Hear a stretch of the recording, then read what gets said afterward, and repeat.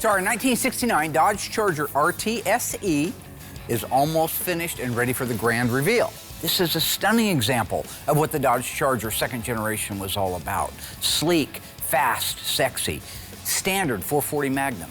Hemi 4-speed transmission, 354 Dana 60 rear axle assembly. Absolutely the epitome of that era of car. And the good news is the COVID restrictions are now all lifted in the state of Oregon. This will be the first reveal we've been able to do in 2 years, and it's gonna be epic. The owner is chomping at the bit to get here and get it, and I'm ready to have it finished up. This is gonna be a reveal to remember, I promise.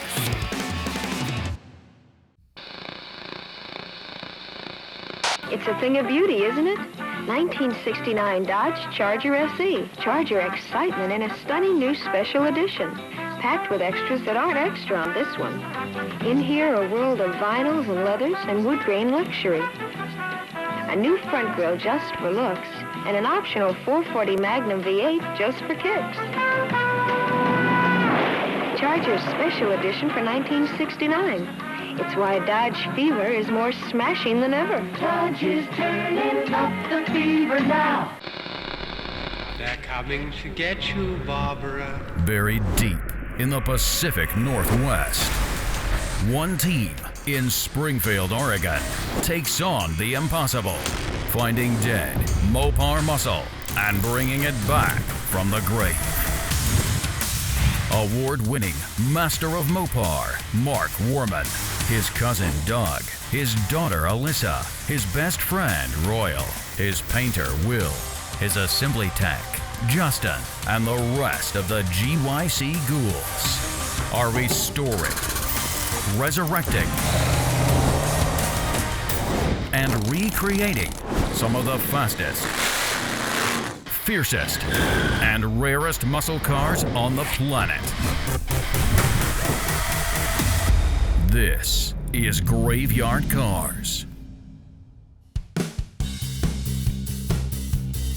So when the Charger came to us, it was a good, complete car. In fact, it looked like a car. It looked like it would run and drive, but it wouldn't. It had some engine problems internally in it. Now, that car was treated just like all of them. First thing we do is inventory the car, make sure all the parts that are there, and they were for the most part. I think the original carburetor and distributor were gone, but everything else was there. Disassemble the car, bag, inventory, document, photograph. We did all that. After that, we were able to get the car ready to go off to the dipper, which we did. We got it off fairly quickly. When it came back, there was a lot more damage underneath that paint and underneath that filler than I expected. Now, it wasn't terrible. It wasn't the worst car by any means. It did end up needing a lot more attention in the metal shop than I believed it was going to when I first looked at the car. Okay, so just a quick inventory of what we had to do on the body. The rear body panel, tail light panel had to be replaced. Rear valance corners. The trunk floor needed replaced along with both extensions, or drop-offs they call them. Both quarters got replaced on the car. That was the extent of the metal replacement. I do think we ended up doing the main floor in it too. The doors and the fender and the hood and the deck lid, they were actually in pretty good shape, so we were able to just straighten those. They didn't need to be replaced, so those are the original panels that came off of that car. So replacing the metal, repairing the stuff that was on there, it went through the metal shop reasonably quickly. After all the metal is welded on, all they do is hang fenders and the doors, probably for the 10th time, hood, deck lid, square all that sheet metal up. When that's done and you can walk around the car and you've got even gaps, at that point, we were able to kick it over to the mudroom so they could get it smoothed out and ready for Will.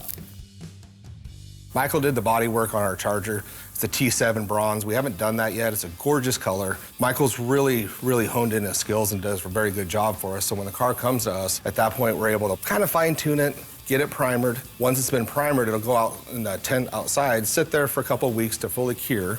Then we'll bring it back inside and we'll start attacking it with like 320, 400, and then after that, we'll finish it off in 600, because with the super fine metallic, you gotta make sure you have no sand scratches.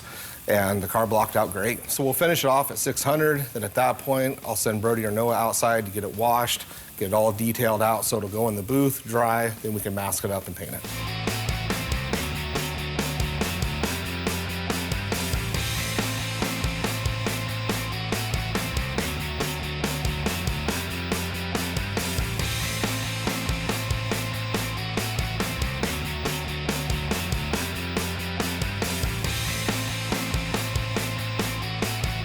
paint job on it came out beautiful, like always. Mark always tries to take the credit because he did the pre-paint on it. This is one that he kind of followed through the shop on weekends, which actually was really nice, but because his pre-paint was great, my paint was great, I guess. But at this point, I'll kick it off to Noah, do the cut and buff on it, get it washed, back in the booth, then we can undercoat it and get it over to Justin for assembly. When we got the drivetrain out, overall it was pretty decent and complete. We sent the transmission out to Brewers and had them go through it, and I took care of the engine, rear axle, and front and rear suspension. For the most part, it was a straightforward build-out. The only real problem was what we saw when we took the heads off. Mark and I talked about this at the time. Not exactly sure what caused the rod to break, probably over-revving like the owner said, but it was definitely broken. We were able to save the cylinder and the crankshaft.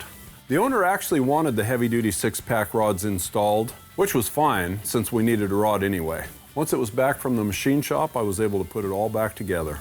Being it was a 69 440 Magnum, I've done quite a few of them since I've been here. I know the parts it needs very well. Installing the correct detail items is what makes these things come to life. Replica hoses and belts, correct date-coded parts like spark plug wires and coil. Mark found a correct date-coded carburetor from Tony. We sent it out to Scott Smith for rebuild. Overall, everything from air cleaner to oil pan came out great. So really all that catch-up just brings us to where we are now. The car is almost finished, like I had mentioned. The exhaust system still needs to go into it. I think there's some assembly line markings that may need to be done on it and final QC. But for the most part, we're at a point where this car is done and ready for the reveal, or very, very close. We're hoping to do that in the next several weeks. What's unique about this, and it wasn't in the old days, you know, everybody expected to see this grandioso reveal like we've had in the past, but we haven't been able to have people out. I'm not complaining because, I mean, the world suffered a lot more because of COVID than not having reveals, but we've missed them. And so now this is the first time we're gonna be able to do it. And I plan on really rolling out the carpet. I mean, I've done some pretty cool reveals in the past, but I think this one's gonna be spectacular. We got a big reveal coming up, first one in 2 years. Mark uses this opportunity to make it all about him and being a dream maker and hugs and kind of makes himself the center of attention. I don't know what Will is talking about when it comes to reveals. I haven't really been involved in any, but it sounds like a lot of fun. So yeah, I'm excited to see the look on the customer's face when he gets his baby back.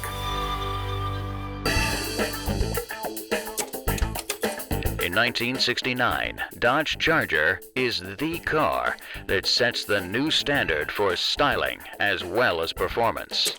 And you won't have to tell anyone that this artistically sculpted beauty is a new Charger.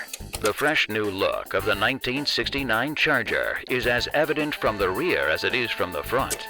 And in 1969, Charger provides an even more formidable combination of outstanding power, performance, and handling, making the 1969 Charger an even more distinguished beauty than the modern classic which it succeeds.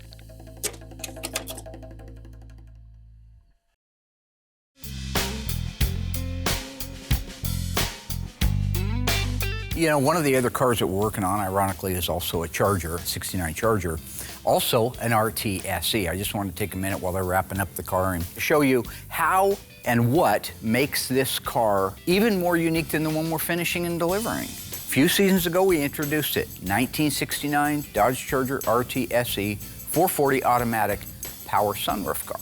Power sunroof, power window, 6-way seat, air conditioning. This car is the most loaded Charger we've done to date. It's undoubtedly one of only one ever made. I wanted to take a minute and show you what it is that makes the sunroof conversion so unique and how we have to follow every one of those steps if we want it to look the way it did when it left the sunroof manufacturer, which was American Sunroof Company. This is a regular Charger roof interstructure, except that they punched a hole in the roof, put all of the interstructure pieces, the canister, the mechanism, made it a power sunroof car. So the sunroof mechanism on these cars is pretty unique. It's different than today's sunroof cars. Everything was driven with cables. It used a Bosch motor of all things in it. Another thing is this same sunroof basic module you would see in a Porsche, in a Mercury Cougar, anything that got an aftermarket sunroof in it, or supposed to be a factory sunroof. We did cover some of this years ago. Because the only other sunroof car we've ever done was our 1970 Dodge Challenger RTSE. That was a beautiful car. It was plum crazy, houndstooth interior. It was a 440 Magnum car, V21, hood blackout, had a luggage rack on the back and a power sunroof. Back when I was working on the sunroof Challenger, first thing I did was I found an original technical service bulletin. A lot of the pieces are discontinued. So like the cables, I ended up getting new cables from a guy in Australia that made them. I don't remember who it is. Probably have to find out who it is again because we'll probably need it for our other one. The entire thing is very unique, and it was a big learning curve to be able to get it to work. What we want to do is keep as much original integrity of the car as possible, but if you look, you see we've got a rotted out skin. Even where it's not rotted out, it's real thin. It's going to. That's the way it is all the way around. Rot, rot, rot, rot.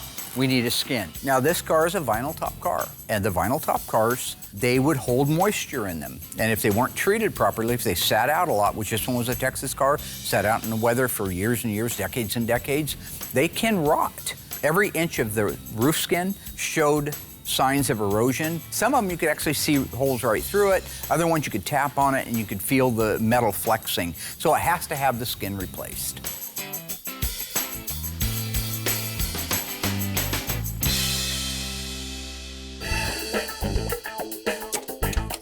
Charger's interiors continue to offer many notable standard features that are new or carried over by popular demand, like the deep custom map pockets in each door. Flush rocker type window switches are extra safe and attractive too. Floor-mounted options include a console with either the automatic 3-speed TorqueFlite or the Hurst 4-speed manual transmission. All seats have been modified to withstand higher G-forces in the event of an impact. Also, a black cloth and vinyl bucket seat has been added as a no-cost option.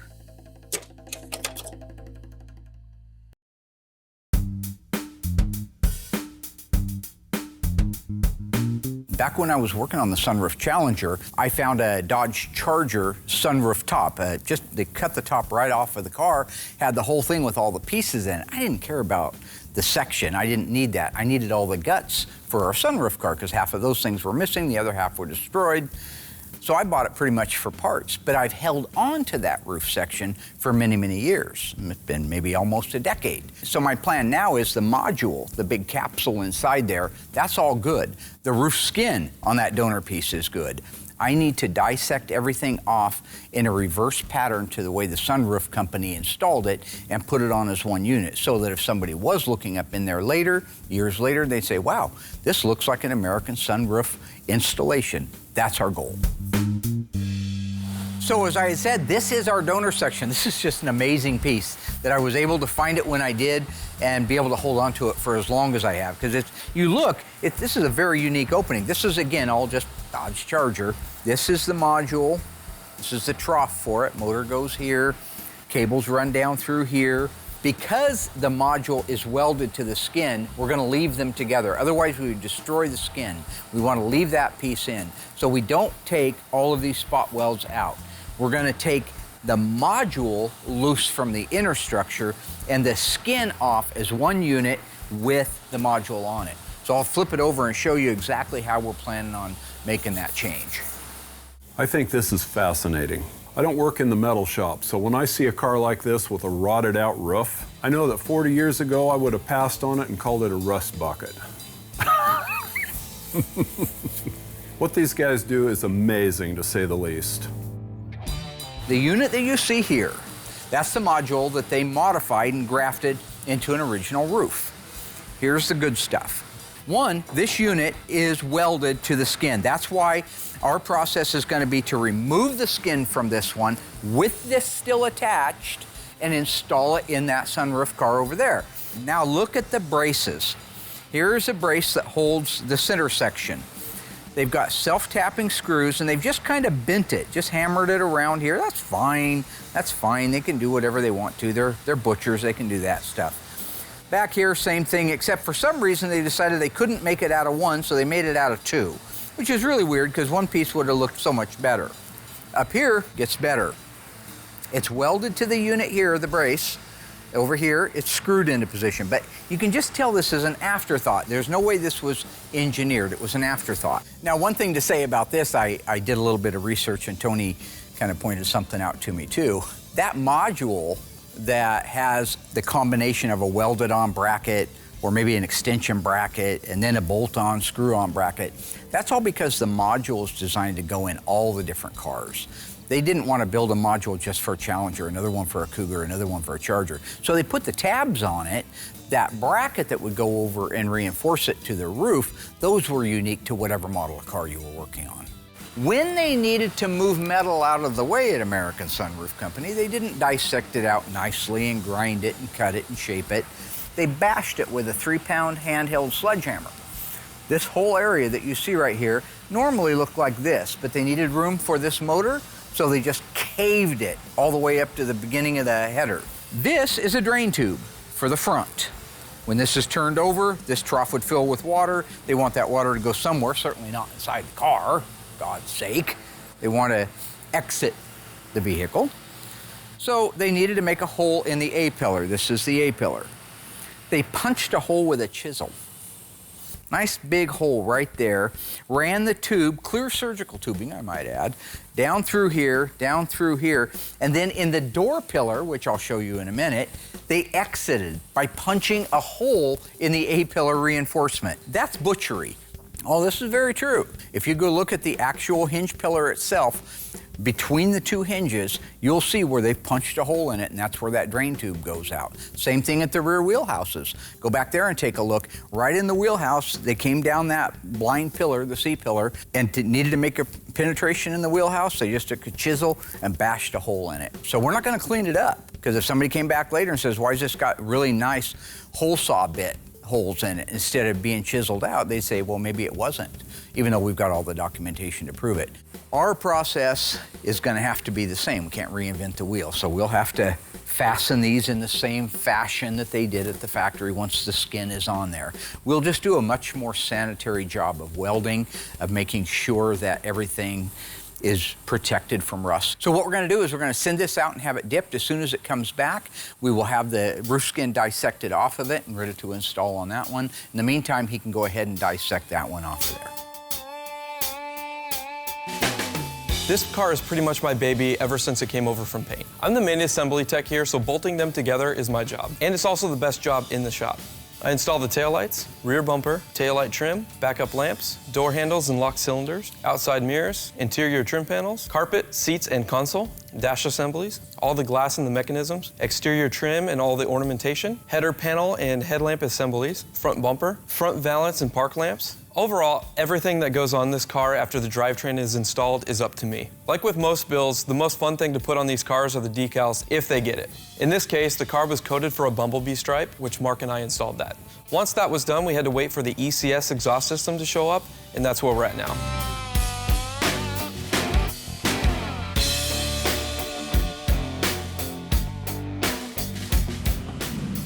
When installing the exhaust systems, the first thing I install are the head pipes, and I leave those loose. After that, I install the mufflers and the hangers. So basically, I move my way from the front of the car to the back, and I leave everything loose until I have the full alignment. After I have the mufflers and hangers on, I can install the over-axle pipes. And it's really important to get the correct alignment for the tips. Another reason to leave them loose is the tips clamp to the tailpipe, and they have to align perfectly with the rear valance. For example, if the over-axle pipe or the tailpipe are not in their precise location, then you can't get the right alignment on the tips. The other thing you have to be careful of is dinging the pipe or scratching the car somewhere. Everything is metal, so if you get crazy slinging that pipe around, you'll create a lot more work for somebody else. If you just take your time and think everything out, it's just a one-person job. When the entire system is installed, they start tightening it from the very front and working their way to the back. That's the way it's done. The last thing to tighten down, of course, is the tips. This car is coded for that. That's N42. All of your 440 Magnums are going to get an N41 dual exhaust, but they don't all get the N42 bright tips. That's an option. You pay extra for that. If it was a California car and a Mission car, it wouldn't have tips on it. They'd be turn downs. This particular car is an N42, so it's gonna look really sweet back there with that chrome rear bumper, the little bezels on the backup lights, just enough chrome for it all to tie together. There's nothing finer than the bottom of a car done right. I just love the final look.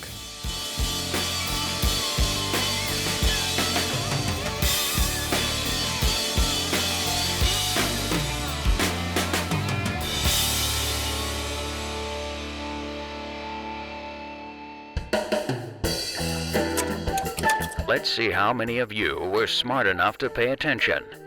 Which floor-mounted shifter was not available on the all-new 1969 Dodge Charger? 3-speed automatic torque flight, Hurst 4-speed manual, or the 3-speed manual transmission? Stay tuned after the break to find out if you're correct.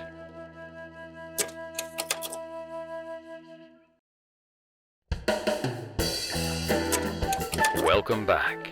So, are you confident with your answer? Which floor-mounted shifter was not available on the all-new 1969 Dodge Charger? If you guessed 3-speed manual transmission, you win. The rest of you are just plain dumb. The 3-speed manual transmission was standard on most non-RT models. However, it was mounted on the column. We call this a 3 on the tree. In addition, newly positioned door lock buttons will save a lot of effort and exasperation for front seat drivers and passengers in these new Chargers. The new dome courtesy light is flush mounted for greater safety.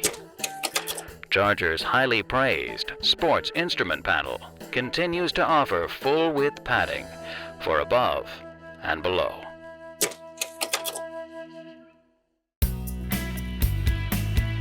As I mentioned on the sunroof Challenger, it was just an empty shell. You look at it, it's just sitting there on a trailer with nothing else.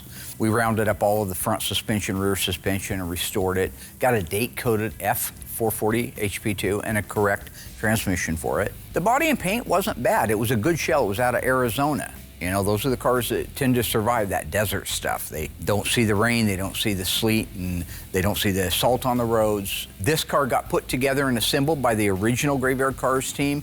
Houndstooth interior, it was a beautiful car, 6-way seat. Of course, it's a RT, so they're all Rally instrument clusters. AM 8-track, 3-speaker dash. As a matter of fact, the first time, this is funny, Philly Steak was on the show, was when we were doing that car. He came out and we had the car there and I was rattling something off and he corrected me because he needs to do that. You know there's a difference. Do you have the right speaker grills for it? Difference in what? Barracuda and Challenger. Makes him feel, you know, good to put me down. If that's what you want to be doing when Jesus comes back, Tony, put me down. I'm just kidding. Tony keeps me in check. In the old days, if you go back and watch some of those episodes, I was just rattling all kinds of stuff off. Just because you've been saying something for 30 years doesn't make it true. So he would stop me and correct me. I go, no, that's no way, no way. And I'd look it up and he was right. I bought a 71 Dodge Charger 500 with a factory hood on it. It was a bulge hood. But it wasn't put there from the factory. Okay. You know. Speaking of our plum crazy 1970 sunroof Challenger, I was pleasantly surprised to watch one of the big auctions and that car showed up at it years later. Did you guys see that Barrett-Jackson auction? So I'm sitting there watching Barrett-Jackson, see one of the cars that we restored, beautiful car. It's coming down the block, and what do they have? And I'm sure Mark probably paid extra to have somebody do it, but it's a cardboard cutout. And they had this big, huge cardboard cutout of the ice tray hanging up through the sunroof opening. And it said, as restored on Graveyard Carz. That car did really well. It's absolutely ridiculous. It's all about him again. I think it's over $127,000. My client, when he bought that car, I believe he paid $2,500. And I think the restoration was maybe $30,000. I mean, we were pretty cheap back then. Sorry, folks, prices have gone up since then. And it sold for $127,000. I thought that was just absolutely the coolest thing to be sitting back watching an auction and seeing that come through. So some work has been done on the Charger. We're not huge fans of blowing a car completely apart so there's nothing left of it, unless that's just the end result and you have to take every single piece of metal off of it. In this case, we will end up replacing a lot of metal, but we do it segmented. So you'll see that the trunk floor is replaced. It goes in over the original frame rails. Now this is a good thing because it holds that integrity together at the back of the car for when you do cut things off like the roof or the quarter panels. We've replaced the main floor in it. That came out beautiful, by the way. Josh did a phenomenal job on it. So your basic foundation is in there, new, replaced, and solid to help pull that car together. I've worked in a couple different body shops, and I've worked on all types of cars. Now that I just work on the one brand of car, it allows me the chance to really memorize everything and really master these vehicles. So like on the trunk floor and main floors, I know right where all the frame rails are and the frame extensions are. So it allows me to map out everything I need for the plug welds and spot welds.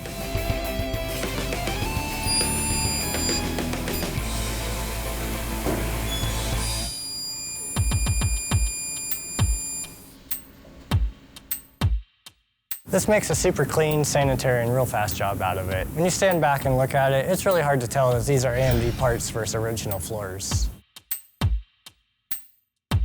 So the sunroof charger is now ready to have the skin removed from it, along with the original module. The other unit, the donor unit, is out being dipped. Hopefully by the time they get the skin off of it, everything cleaned up and treated, because they have to treat the inside for rust and preventative things and cavity wax. But by the time all that's done and it's cut and trimmed, we should have back the donor piece so we can get it dissected and installed on the car. So far, this is my favorite car to work on because it's so rare. Sunroof really sets it apart from everything else. Mark pointed out how he wanted me to replace the roof skin assembly, which made good sense, so I went to town on it. First thing I do, I grab a paint pen and I mark all the factory spot welds and MIG welds so they're easy to see. Then I go back and I grind and drill this as necessary until the panel's loose. So this is a slow process, takes a lot of forward thought. You gotta pay attention, take your time so you don't damage everything underneath what you're taking off.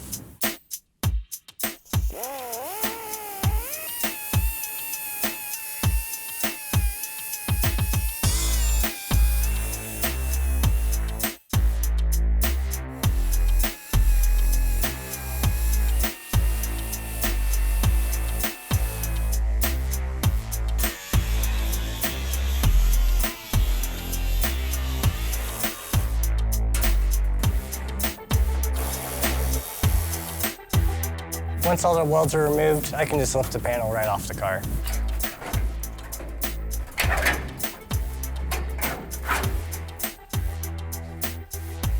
Once the panel's off, I like to clean up all the rust in the scale, and then I like to treat it with POR 15, which is a rust converting sealer. Once it dries, any rust or flaky metal is now protected and solid. So now that the roof skin's all off and all prepped out, as soon as the donor roof comes back from the dipper, I'll get to ready to install it. In the meantime, I'll cut off the used quarters, I'll get those all fit, and I'll put those in place.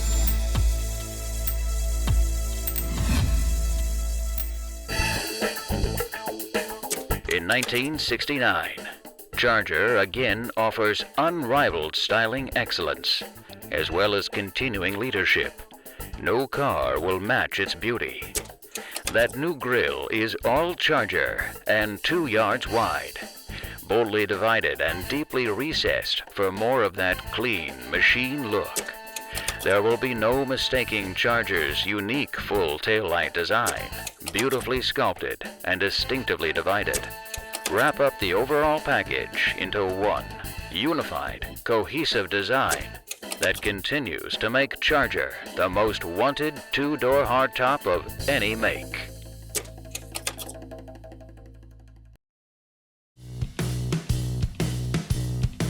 All right, with the exhaust system installed and sounding beautiful, this thing is ready for me to call the owner. I am so excited. Like I said, first reveal in 2 years. Guy's coming out from Minnesota. He's been really, really patient with me.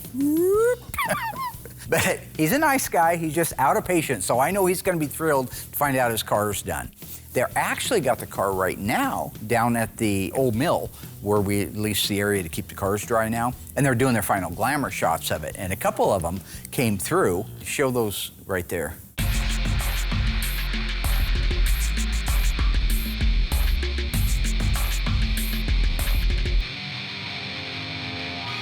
Absolutely gorgeous. That car looks amazing, and it's going to be the best reveal we've had in many, many years.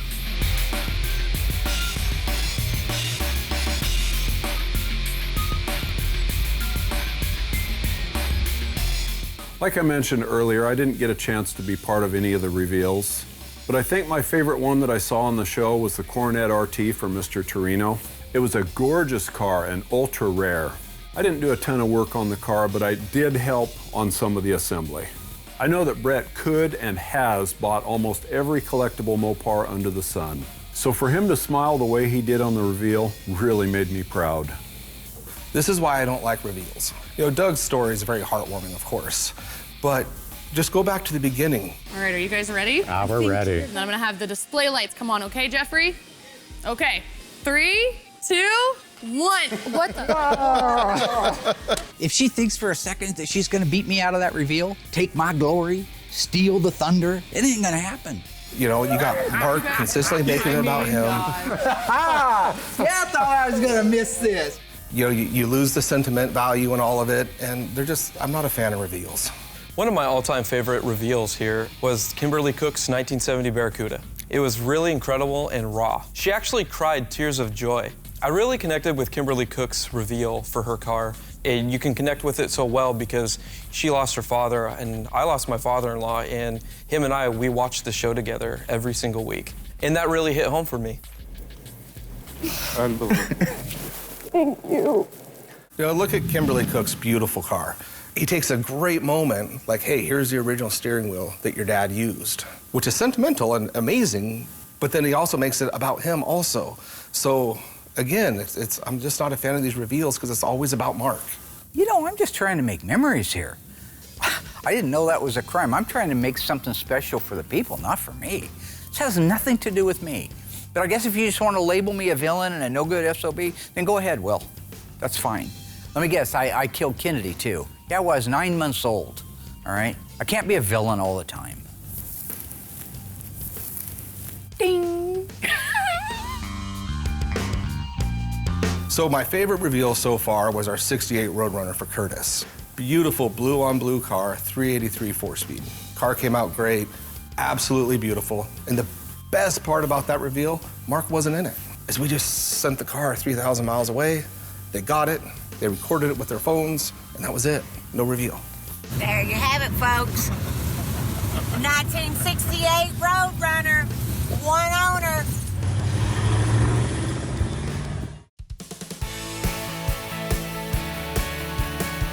Well, I hope Will's happy.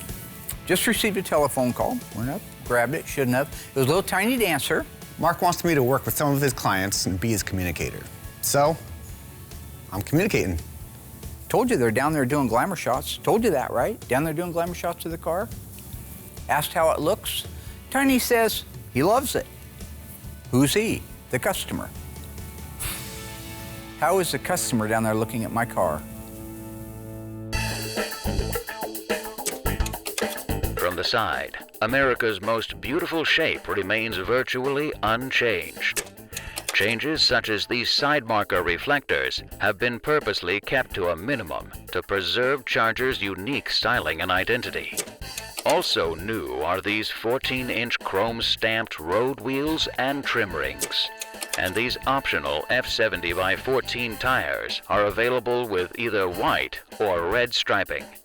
Belted fiberglass tires are also an option. Optional vinyl roofs are available in 4 colors: white, black, green, and tan boar grain.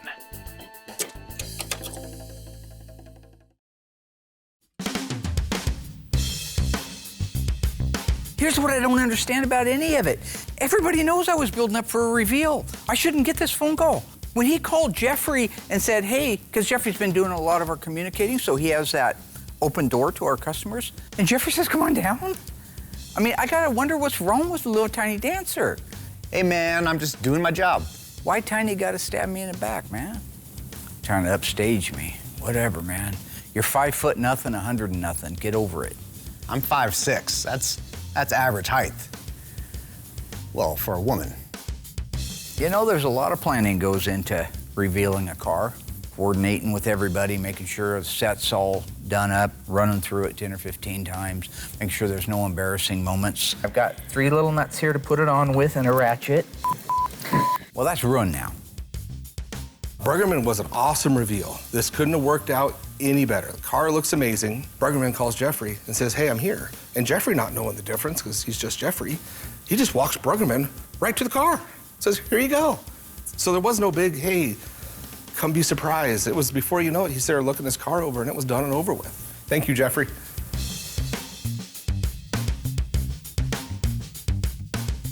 Oh, yeah. Open the hood. Open the hood. That's great. Look around. Yeah. Crawl up Mark's butt with a flashlight. This is great. Yeah. Go around. Check in the trunk. Open that door. Have a seat. Make yourself at home. Hope you're enjoying it. Okay? I hope you guys are enjoying the most boring reveal in Graveyard Carz history. Beautiful car. Great job. Nice guy. Boring reveal. Ooh, it's selfie time. Look, everybody, I'm getting a picture of me next to my car. Who are you and where are you from? Patrick Brueggemann, Crookston, Minnesota. That's like 130 miles from the Canadian border, 35 miles from the North Dakota border. So we're way up there in the corner. After Pat took the big Cleveland steamer on my beautiful reveal I had planned, he wanted to bring the car back to the shop and go over it with me. And standing here alongside me is a couple good friends, Arlen and Hugh. My name is Larry. This is my brother Daryl. My other brother Daryl. Newhart Show. Say, oh, yeah. Sir. Oh, sure, Dan.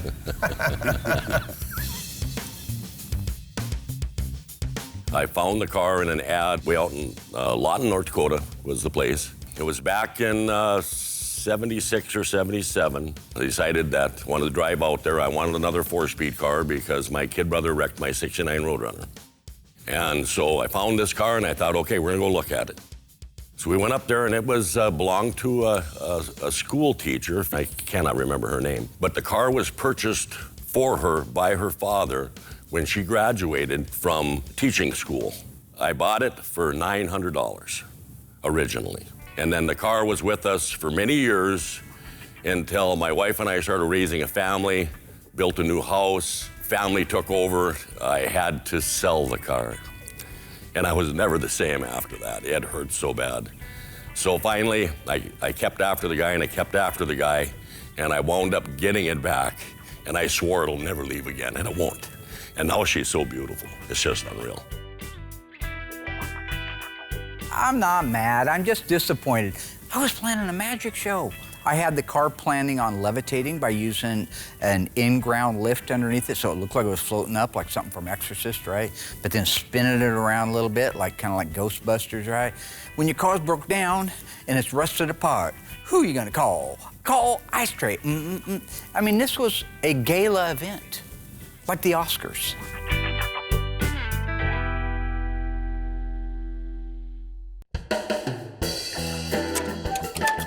Are you ready for some trivia? True or false? Optional vinyl roofs are available on the 1969 Charger in 3 colors: white, black, and tan boar grain. If you think you know the answer, stay tuned until after the break to find out if you're right.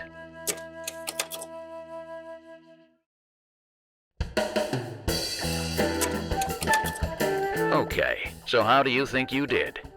Optional vinyl roofs are available on the 1969 Charger in 3 colors: white, black, and tan boar grain.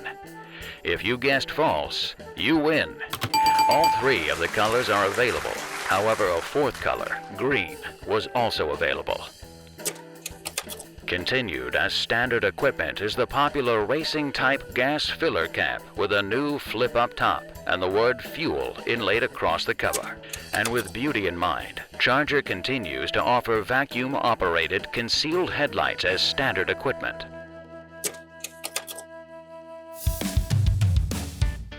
Okay, all kidding aside, I don't want anybody getting mad at me for having some fun here. Pat is a wonderful guy. He's got a heart of gold. All right, everything's in good spirits. He is very, very happy with his car. It came out absolutely gorgeous, and he's proud to tell people that Graveyard Carz did his car for him. Oh, I think it's absolutely gorgeous. I mean, it's just beautiful to shine on. It looks better than it probably ever has in its life. I'm going to be very proud of it. There's a lot of people back home are waiting for this car to come home. You know what? I just like to have fun with my clients. That's all.